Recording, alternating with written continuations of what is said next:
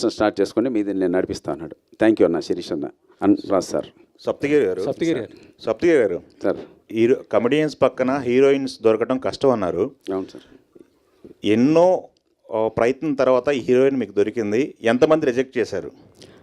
Director చెప్పాలండి, లిస్టే చెప్తాడు. అది ఒకరు కాదు, అది లిస్టే చెప్తారు. పాపం మా డైరెక్టర్ గారు అయితే మాత్రం ఒక మంచి హీరోయిన్ పెట్టాలని ట్రై చేశారు. అంటే ఇప్పుడున్న అమ్మాయి కూడా మంచి హీరోయినే, బట్ దాని బిఫోర్ ఆ స్టోరీ అనుకున్నప్పుడు కొంతమంది ట్రై చేశాడు.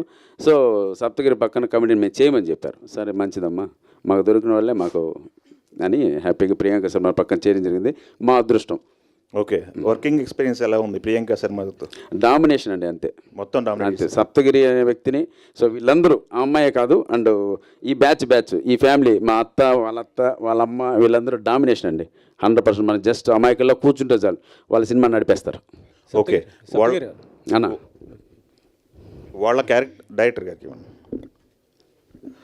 వాళ్ళ క్యారెక్టర్స్ ఏమన్నా F3 నుంచి ఇన్స్పిరేషన్ తీసుకున్నారా? F3 కూడా సేమ్ క్యారెక్టర్స్ పోలి ఉంటాయి.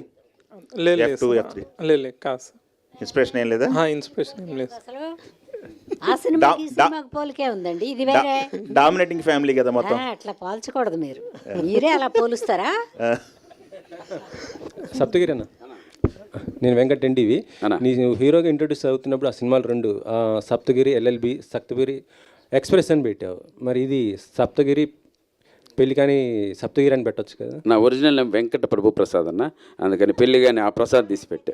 ఓహో, అంటే ఆల్రెడీ జస్ట్ క్యాజువల్.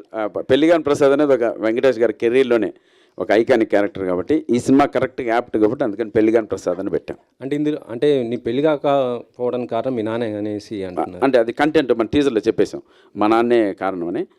సో వాళ్ళు ఆ టైప్లో ఉన్న ఫ్యామిలీని ఇంకో ఫ్యామిలీ ఎదుర్కొంటే ఎలా ఉంటుందని సినిమా.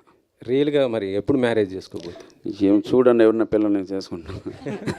సినిమా వాళ్ళకి సరిగా అంటే ఇది ప్రామిస్, సినిమా వాళ్ళకి పిల్లలు ఎవరన్నా, ఇది నిజం. మనం ఎంత పేరు సంపాదించుకున్నా, మనకి ఎంత మంచి అలవాట్లు ఉన్నా, ఊరికే చెప్తున్నా, ఊరికే ఒక ఎంత పేరు సంపాదించినా, ఎంత మంచి అలవాట్లు ఉన్నా సినిమా వాడా అంటారు. అదేంటో అర్థం కావట్లే.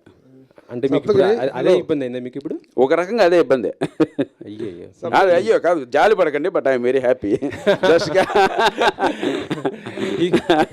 మీరు అయ్యో అంటే నిజంగా నేను చాలా హ్యాపీగా ఉన్నా ఆ విషయంలో. బట్ మంచిగా ఉన్నాయి, చూద్దాం గాడ్ బ్లెస్.